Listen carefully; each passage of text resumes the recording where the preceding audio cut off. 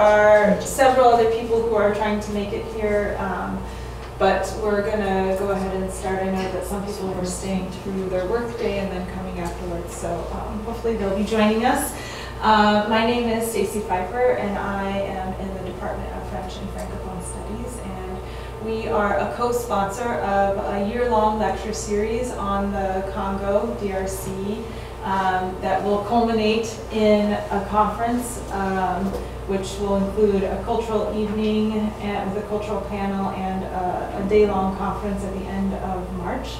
And the name of the entire program is The Congo Reclaiming Its Destiny. This is our 5th lecture in the lecture series, so we're very happy to welcome our speaker. But first I want to tell you the departments who have sponsored the talk.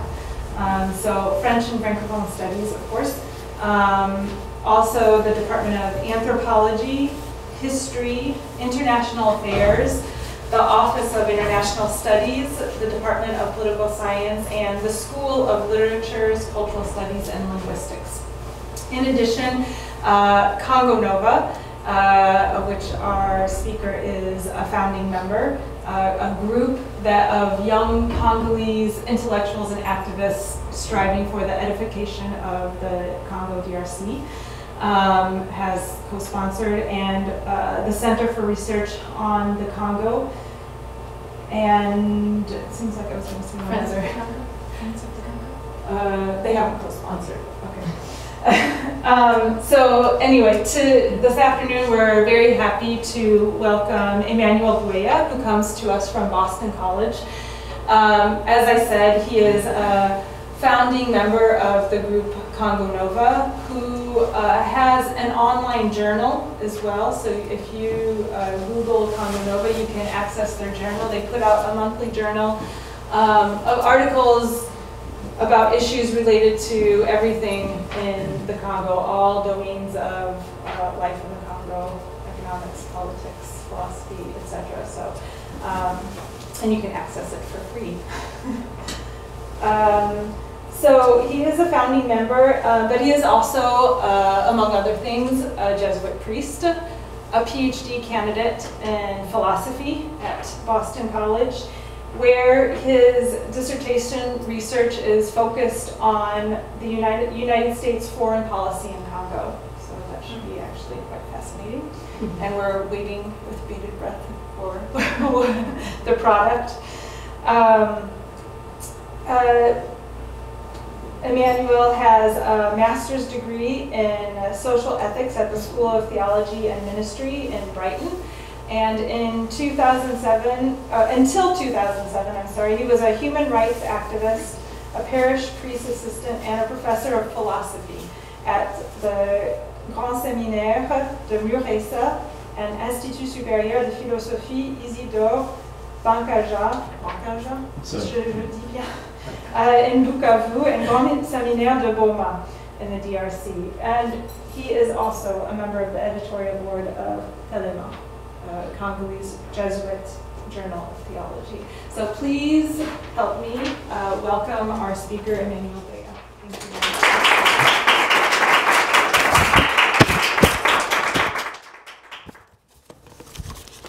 Thank you, Stacy, for the presentation. Thank you already for being here. Especially thank you for giving me your time. Not only to listen to what I'll be saying, but we need more your ideas, your reflection about what I'll be talking. So to be more a conversation rather than giving academic lecture. Now, as you can see, the title is Threshold of Ideology in the Youth in DRC, Afrocentrism, Hérophilia, and Nothingness. Let me explain first the title, and then I'll tell how we proceed. When I'm talking about ideology, it's not in the Marxist term in terms of a political ideology which can lead a population. No, here in the sense of Charles Taylor, it's about a set of social practice, how Congolese see themselves and how they try to portray their life in terms of history, song, and way of living. Now, when I'm talking about nothingness, it's in the philosophical term in terms of there is nothing as a horizon within a space of living of people. And Europhilia, it's about the love of Europe. You remember when the European countries were trying to come together to have the union, they had two positions. Some were Eurosceptic, they didn't believe that Europeans can come together, and others were Europhilia, trying to see the beauty of Europe. But when I use this expression, it's more about African people who found just in love with Europe. They used to say in Congo, Afrika moto, poto malili, which means in Africa it's so difficult to live, but in Europe it's a better life. So a kind of snobism about Europe. And Afrocentrism, as you can, those who are familiar with African literature, it's about the way of understanding Africa from Cheikh Anta Diop. You know, we used to say that Greece is from Europe, what Egypt is for Africa. Kind of the social focus of African culture is Egypt. Now, this just to explain the terms. I can ask you when they talk about Africa in general, or Congo in particular, what do you know? And I'm sure all of you, or many of you, will talk about what is not going very well there. They used to say that Congo is a capital of rape, war, violence, and so many negative depictions of Africa. But this evening, I would like to invite you to see Africa in a different way, because there's always a danger of a single story. What we see in the media is just a single story about Congo. I was born in Congo. I grew up in Congo. What I'm reading on New York Times and other media are just a small part of the whole history of Congo. And today, I would like to invite you to reflect about Congo in a very different way, to see the positive side of the situation. So I hope after this discussion, we can be able really to see or to say something positive when we talk about Congo. And the effort to make is maybe when you are reading a newspaper about news in Africa, there is what we call Afro-pessimism, which means just to see the negative. You know, the newspaper, if they want to sell the newspaper, they have to make what's not going very well. There people can sell. But if there is something in Ghana, for instance, the progress of the economy, this is not the news for them. So for us who are intellectual or students, when you are reading a newspaper, we have to have always a critical mind in order really to see what is right, what belongs to the mainstream, in order really just to condemn Africa in that sense. So after this talk, I'd like really to invite you to be able to see Africa or Congo in a very different way, because there is much more than what you can see in the YouTube or what you can read in the newspaper. Now, I will proceed in three questions. The first question, what is going on among the youth in Africa? And the second question will be, why is it going that way? The third question, from there, where we can go? Because, you know, the main theme is Congo reclaiming its destiny. So I'd like maybe to suggest maybe three ways of proceeding in order really to reclaim our destiny as Congolese or Africans. Now, the first point, as I say, what's going in the mind of Congolese people? They are youth, like some of you. When you talk about Congolese people, I see three categories of people. Congolese living in rural area, Congolese living in an urban area, and Congolese living in the diaspora. Congolese living in a rural area, like those people, they are living in the context of nothingness. What does it mean? You remember the definition of what we call state. How African country became state, you know? It was through the concept of self-determination. When the UN came, they said, okay, all those African countries who have become independent can become state. But during that time, they didn't have really enough resources or enough infrastructure in order to become really state. So that's why some political scientists used to say, okay, African, they don't have really state. They have what we can call quasi-state. And today, there is a lot of way of defining African state. They say failed state, collapsed state.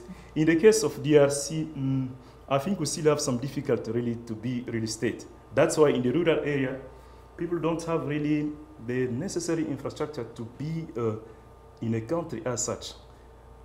roads are not very good, hospitals are not very well equipped, schools are not very, very good. Therefore, the youth who are living in those places where the situation is quite big are living in the context of nothingness. Their future is quite blocked. So the consequence is this: either they go to the army, that's why you have a lot of rebellions there, because at least when they are in the army, they can get some money.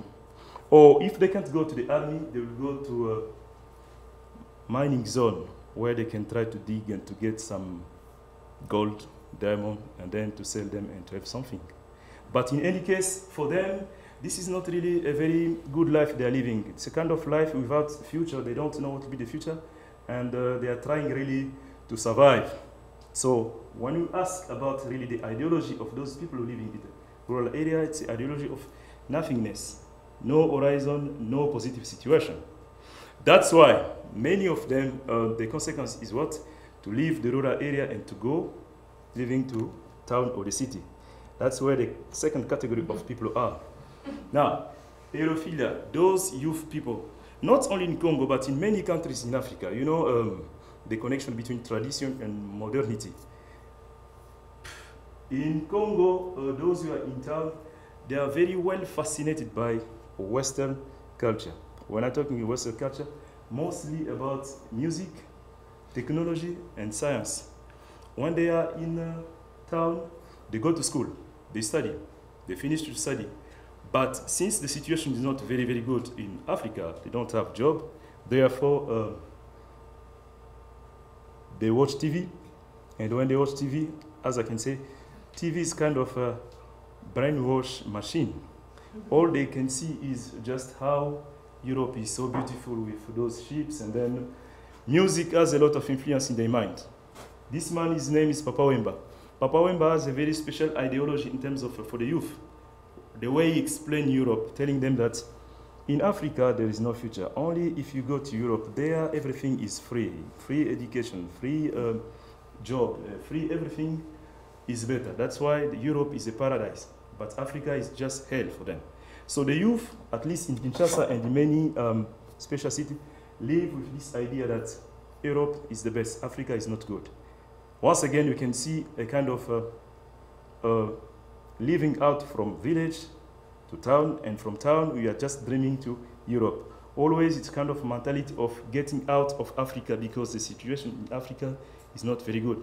Not really because it's not very good, but because I think their mind has been just shaped in that way, thinking that better place is another place rather than where you are. So when they are in Kinshasa, many of the youth people, they're just thinking about going to France, Belgium, United States. So what happened? There's a phenomenon we call Phénomène Ngulu. Phénomène Ngulu means you get along with a musician like Papa Wemba, and then we'll try to help you to go to Europe, maybe by getting a visa in a very special way. So many of them arrive here in a very special way. When they arrive here now, the situation is different. There are two categories of Congolese people here in Europe or in America. Some are in a very good track in terms of they arrive here, they can study in good school and then get a good job if they are lucky. But there are others, and there are many. When they arrive here, even if he has a diploma or a degree when he was in Congo, but since the degree is not well recognized here, it's very difficult for him, the social integration here in America or in Europe. So what's the consequence now? The first one, he has to find for a paper, legal paper. And then to get those papers, you have to be either political exile or to get married to someone who is there. There are many ways really to find life here. But after that, the most important is this. They are they are disappointed. That's why I call it Afrocentrism. What does it mean for them? Many of them are disappointed because the dream they had when they were in Africa was different from the reality they are facing here in the United States. And they start to develop what you call Afrocentrism, which means, as I said in the beginning, the love of the country. They realize, no, we are better off if we are in Africa. Therefore, let us do our best in order really to participate in the struggle of liberation or democracy in Africa. The picture I'm showing there, those are people from Congo. They are in France there, and the other people there, this was in New York, they are trying to protest because there are so many things you are not going there. So those people, they are diaspora, are trying really to participate in that struggle for democracy in DRC because they believe that in the future, the situation can be better in DRC. So in brief, when you talk about the ideology, I say the ideology in the sense of Charles Taylor, in terms of a set of social practice. Nothingness, because there is no horizon in the village. They go in the city, they are just fascinated by Europe and Western, what they see in terms of science and technology. And when they arrive here, if you are lucky, okay, you'll be well integrated in the society. But if you're not lucky, you'll just face many setbacks and you start to think about going back home. That's what we call Afrocentrism. And it's very well developed because in the sense that they reject even Christian religion because they said this is not our religion, it's a kind of a religion of enslavement. So that's the situation. Now, when you look at the three types of ideology, the common ground they have, it's just a psychological deadlock. There are people who kind of powerlessness because of many factors.